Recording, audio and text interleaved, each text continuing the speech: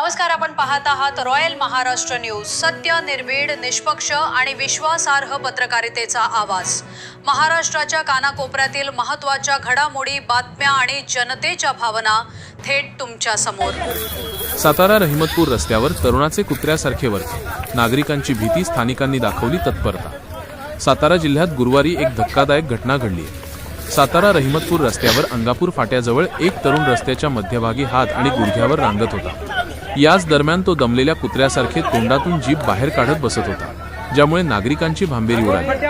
संबंधित तरुणाचे नाव गोपाल भील, वय 23, राहणार शहादा, जिल्हा नंदुरबार असल्याचे समोर आले आहे। तो ऊस तोडणी कामगारांच्या टोळीतील असल्याची माहिती स्थानिकांनी दिली। स्थानिकांच्या माहितीनुसार या तरुणाला 15 दिवसांपूर्वी कुत्रा चावला होता। वेळेत उपचार न घेतल्यामुळे त्याला रेबीजची गंभीर लक्षणे दिसत असल्याचा अंदाज व्यक्त केला जात आहे।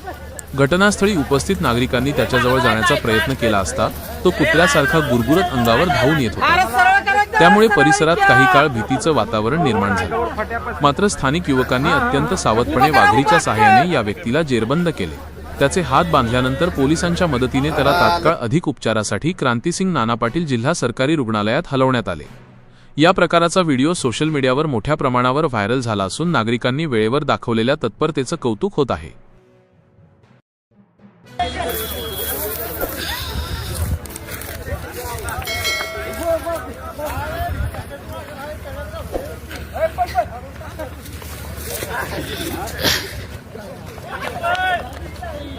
ऊस तोड काम करा।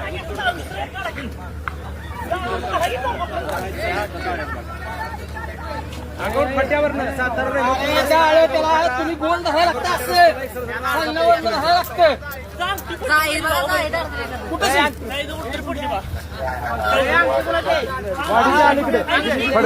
फडतरवाडी ना अंगापूर फट्याच्या मध्ये। अरे थांबा, त्याला एक फटका दिला का नाही ते बेशीत पडला बाई, असं करा।